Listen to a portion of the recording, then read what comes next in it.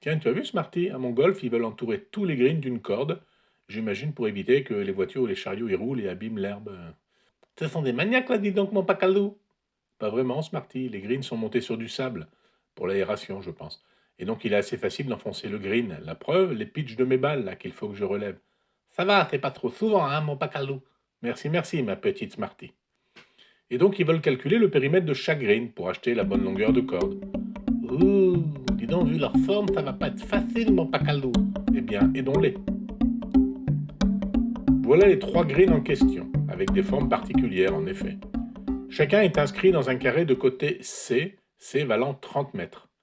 Et les découpes suivent des cercles de rayons, alors le côté du carré pour le premier green, et d'un demi-côté du carré pour les greens 2 et 3. Alors on va commencer par le premier green. Nous avons là deux quarts de cercle, tous les deux de rayon le côté du carré, 30 mètres. Et on sait que le périmètre d'un cercle de rayon R vaut 2 pi R. R est le rayon du cercle et pi est une constante. Ça vaut à peu près 3,1415,9. 3,1415,9.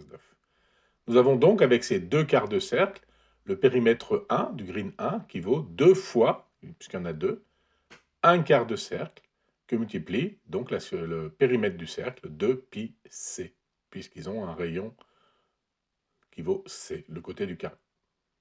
Donc 2 fois 1 quart fois 2, ben ça fait 2 fois 2, 4, que divise 4, ça fait 1, ça disparaît, il reste juste pi fois c. C vaut 30. Donc ça fait 30 pi. Ça fait à peu près 95 mètres pour le périmètre du green numéro 1. Alors maintenant, étudions le green numéro 2. On voit en bas, nous avons deux quarts de cercle et le rayon, c'est le demi-côté du carré. Et en haut, on a un demi-cercle qui a visiblement aussi pour rayon le demi-côté du carré. On peut donc dire que le périmètre, c'est égal au périmètre des deux quarts de cercle en bas. 2 fois 1 quart fois 2 pi c sur 2, puisque c'est la moitié du côté c. Et pour le cercle en haut, c'est un demi-cercle que multiplie 2 pi fois c sur 2, parce que là encore, le rayon vaut la moitié du côté. 2 fois 1 quart fois 2, ça fait 4. Il me reste pi que multiplie c sur 2. Et 1 demi fois 2, ça fait 1. Il me reste pi que multiplie c sur 2. Donc j'ai 2 fois pi c sur 2, c'est-à-dire j'ai pi fois c. Et comme c vaut 30, ben ça me donne 30 pi. Environ 95 mètres, là aussi. Et maintenant, regardons le dernier green, le green du trou numéro 3. Il a une forme vraiment spéciale. Alors là, on voit qu'en bas à gauche et ici, là, en haut à droite, eh bien, on a des cercles de rayon le demi-côté du carré. Alors, on n'a pas les cercles complets, on a juste un quart à chaque fois. Et puis, on a 4 demi-côtés. Un ici, un ici, un ici, et le dernier est ici. Donc, le périmètre de ce green, ça va être 2 fois 1 quart fois 2 pi que multiplie c sur 2, puisque ce sont des quarts de cercle de rayon la moitié du côté. Et puis j'ai 4 fois la moitié du côté, donc 4 fois c sur 2. Alors 2 fois 1 quart fois 2, c'est 2 fois 2, 4, que divise 4, ça fait 1. Il me reste pi que multiplie c sur 2. Et puis 4 fois c sur 2, ça fait 2c. Et comme c est égal à 30, eh bien j'ai pi que multiplie 30 sur 2 plus 2 fois 30, c'est-à-dire 15 pi plus 60. Ça fait à peu près 107 mètres de corde.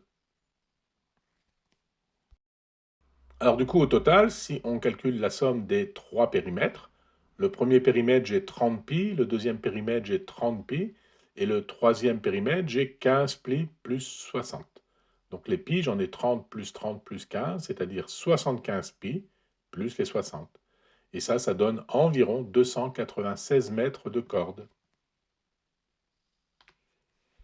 C'est beau, mon pacalou.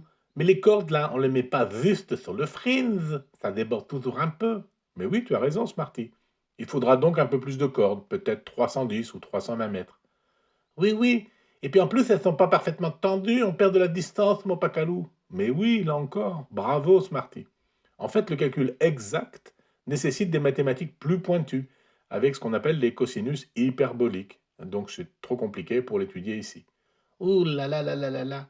Alors revoyons plutôt l'hyperbole là, celui-là, là, mon bol qui est hyper bien rempli de croquettes, l'hyperbole de croquettes. Je vois, Smarty. Allez, allons à la cuisine.